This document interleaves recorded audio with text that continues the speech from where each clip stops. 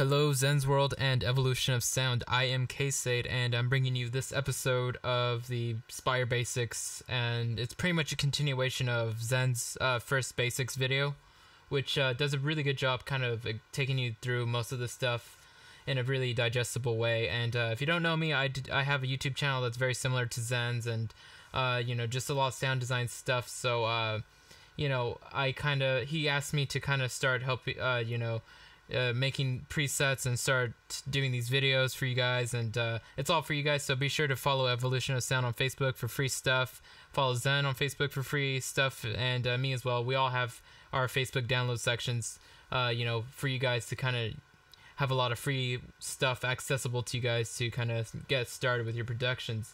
So anyway, in this video we're going to talk about the voicing modes, a little bit about the LFOs and the envelopes and the steppers and the matrix. So pretty much we're going to talk modulation, voicing, and matrix. So first off, the first thing you always should know about most synths is the voicing mode. So we're just going to take this from mono. So mono obviously means that it's we can only play one note at a time, and when we're in a mono mode, voicing, the voices here don't really matter. So you could be on one voice, 4 voices, 16 voices, it doesn't really matter, because it's you're only allowed to play one note at a time. The only point where the amount of voices really matters is when you're on polyphonic mode, so poly 1 and 2. But if you're a little confused by what mono 1 through 4 and the differences are, and poly 1 and 2 are, I'll explain that right now. So mono 1 is the basic mono setting, so it's more pormento time based, or not time based, but I mean it's more pormento based in terms of the way it triggers new notes. So if I'm playing a few notes on my keyboard, the way it's triggering it is more pormento based, and mono 2 is more legato based. So obviously legato and mono go hand in hand, because legato means it's just playing one note at a time, but legato also refers to the way that it glides to the next note that's being played, or how it re-triggers it. And so mono 2 basically means that if I'm holding down 2 notes, it's going to glide to the next note, the last note I played while going from the first one. So it's kind of has a little bit more glide characteristics to it, where this first mono is more pormento based. So that means it's not going to glide as much unless you have something up like over here in the glide section set. Now mono 3 and 4 are the same as mono 1 and 2, except the only difference there is how it re-triggers.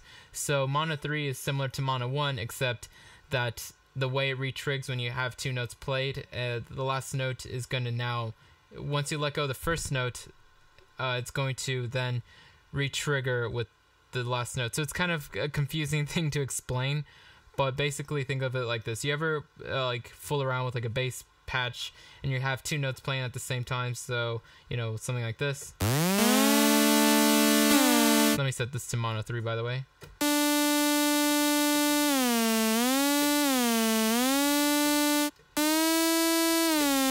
So I'm playing 2 notes at the same time, but I'm kind of starting one note first and then playing the other, and then letting go that first note. And you can kind of notice this little re-trigger, but let's see if we can get it to be noticeable. So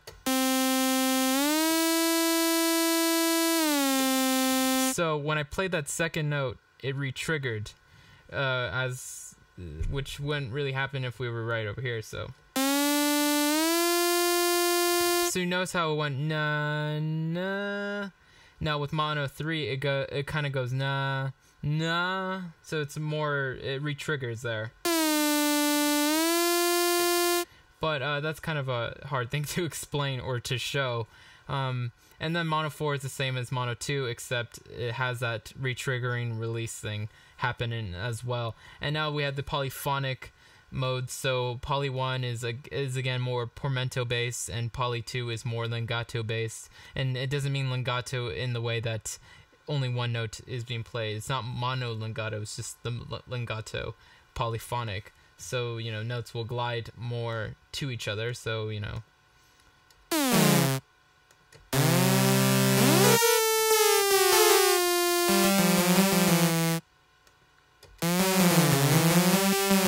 you kind of see how the portmanteau I have here is taking more effect.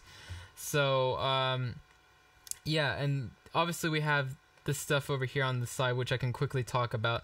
Drift here is an interesting parameter because I thought it meant slide for a while, but once I read up on it, it actually randomly affects the pitch in a very small range, which is interesting. And through playing with it and turning it off and on a lot of things on different presets and such, I've found that I kind of like it. It's a very interesting thing. I can't really say much else about it. It just randomly affects a very small amount of the range of the pitch randomly, so it's pretty cool. And then obviously we have a glide right here, so obviously depending on the modes and things like that, how you set it, this will act differently, but for the most part, if you have a pretty long glide time, you're gonna hear these kind of interesting glides. And if let's just initialize this patch, by the way. Let's just start on a square pulse wave, whatever you want to call it. It's a square wave to me.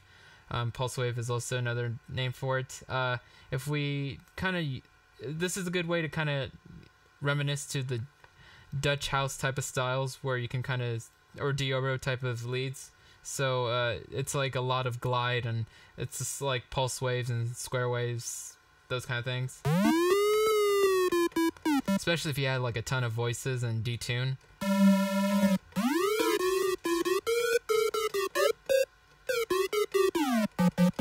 Now if we turn this drift off for a sec,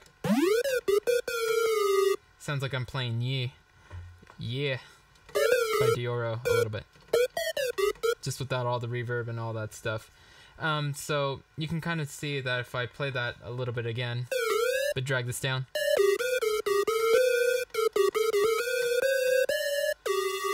and drag it up,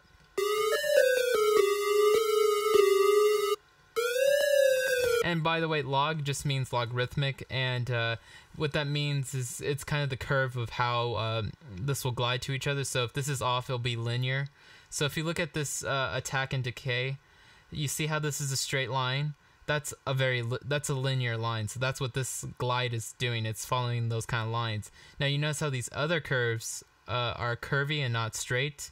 That's logarithmic. It's a type of curve. So if this is on, it looks more like this. And by the way, this kind of leads me straight into envelopes. If we double click on any of these of the envelope shapes in here, we can kind of change the curve as well. So if I want to change this from linear to like a curve, I just click on it and it changes from that. So yeah, this is very interesting. This is like a little thing that I'm not sure how many people know about, but it's pretty cool that we can do that in here. So we can kind of shape these envelopes a little better.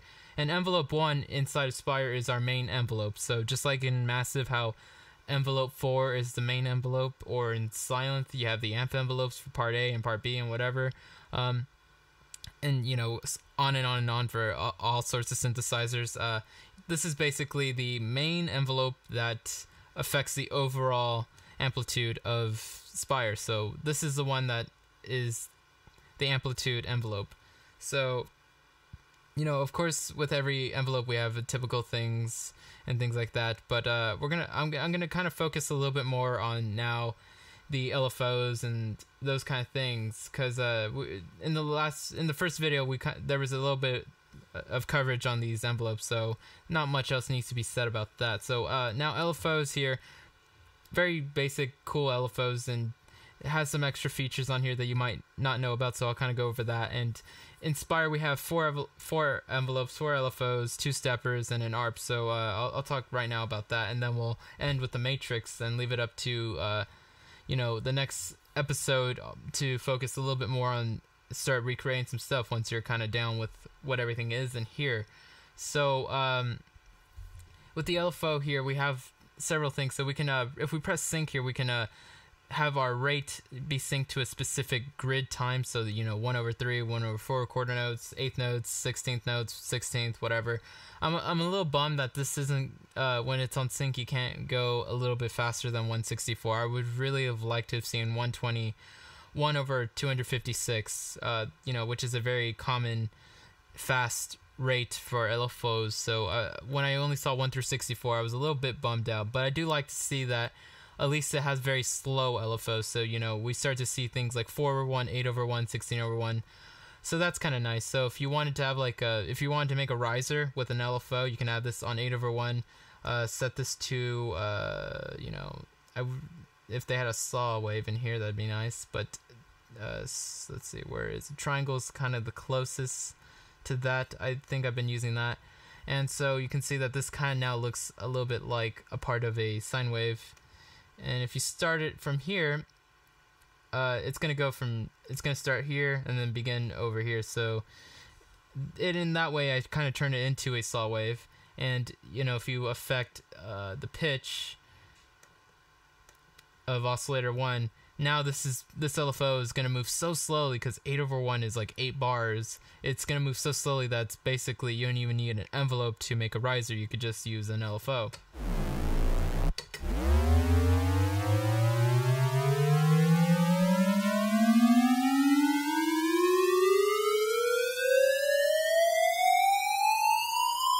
So you get the idea. I obviously wasn't going to wait for it to play 8 bars, but you get the idea. So this is my way of making a riser with an LFO inside this synth. So triangle, set the amp in settings like this, and there you go, you're on your way.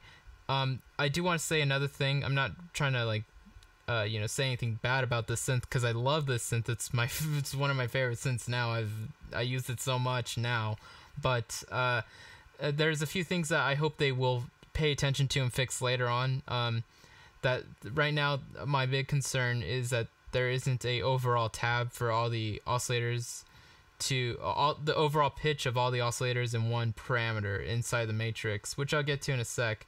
But basically, if I want to, there's no parameter in here that I can assign all the oscillator pitches to one thing. So it's like, if I want to assign, if I have all 4 of these amps, you know, set, and I want to affect all the pitches to those evenly, I have to then go get the other oscillator and assign the same amount and things like that. And then in the matrix, it becomes the same thing if I want to add extra stuff to that. So anyway, let me just wrap up on the LFO real quick. So then you can also assign velocity amounts, obviously, and bring in parameters that are affected. So this is the source. The LFO is the source, and these right here are the 2 triggers here. And it's kind of the same thing in the matrix. You have 2 sources and then 4 triggers. So the sources affect the triggers. So now the steppers are pretty cool, and you know, it's not as intricate as the massive stepper, but you can do a lot of the same type of stuff here. And so end is pretty much how many of these will play. So if we set it to 1, it's only going to do this one box.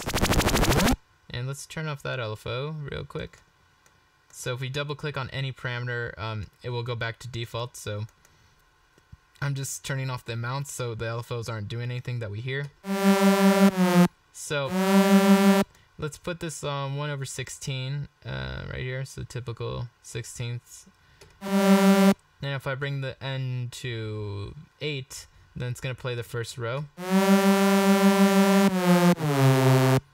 And you have to assign the stepper first to something on the matrix for it to start actually moving and triggering itself. So now I'll go back to the matrix, and I will go page 1 and lower this oscillator a bit. So like I was saying, if I have this on N1, it's only going to do this one box. If I have it on 2, it's going to do 2 boxes. So, and then, you know, you can shape it. So X1 here, and so this is pretty much how many shapes are in here. So if you want to like start shaping it a bit and things like that. I'm not sure if you can make points in here. I think you should be able to. Let me try command click, control click. Command clicks, by the way, will snap things back to default or their last position. So it's kind of like an undo a little bit, which, by the way, this has an undo feature. So it memorizes the last 10 things you did, I think. So you can undo things a bit. So if you really mess something up and you didn't know what you did, just go to undo real quick. And so let's see, if I wanted to have this curve now 3 times inside of that step, then there it is. And you know, you can just, now if you copy, you can copy and paste this into other boxes. So if I want to click on this, copy it to over here, then I just press paste. And then you can have reverse also, so I can reverse this wave. You can hold, so you're gonna have this typical like hold waves, which is they look like square waves, but what they're doing is they're holding one side more than the other. So if you have this on something like that, so you get the idea there. And then retrig obviously is the whole thing of when you play a new note, it'll re-trigger from the beginning as opposed to just doing its own thing. So without retrig, you know, I'll just keep playing and it'll keep moving without really caring what I'm doing. And let's have this go to, you know, 8 so you can see that. So if you, this is a nice way to have some randomizing effect to the modulation. So if you don't want that and you kind of want the same consistent thing over and over, then you turn on retrig and you'll see that every time I play a new note, it'll stay in this box. And then you have your times and then the modes and sync. Free, just what these kind of mean is sync is gonna follow kind of the timeline of the grid. Free is kind of it's just gonna follow its own. I'm not really sure. I haven't really looked up into these, but I'm sure free is basically meaning that this knob here will not follow this grid time, but it'll follow whatever rate I set it here. So if I follow this, I can change this now, and this is not 1/12. Now it's like whatever, you know, whatever it is here.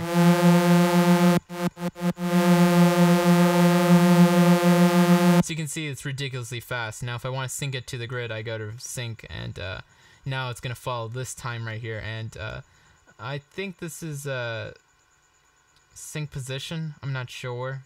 I'd have to really double check, and I'll leave it in the comments or whatever when I find out exactly what this is. But I have a good idea that it's sync position, so it's kind of similar.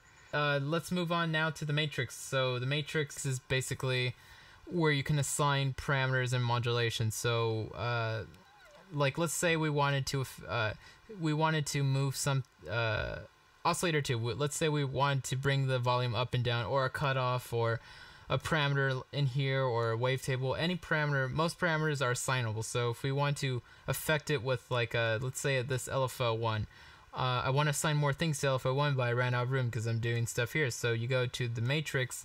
The matrix is basically what allows you to route things into other things. So now I can grab LFO 1 as my source, and you can have several sources. So you can have 2 LFOs affecting, you know, whatever you have on the triggers here, but usually I like to have it on one source and you know, multiple triggers, or you know, whatever I'm trying to do. And so that's basically it for the modulation section. You can assign things and route things. So you see envelope 2 on oscillator 1 pitch, and you know, that means it's going to modulate it according to whatever, or LFO 2 to this or that. So, you know, hopefully you guys enjoyed this. Like, comment, subscribe, share, whatever. And peace out. And we'll see you on the next episode. So, lates.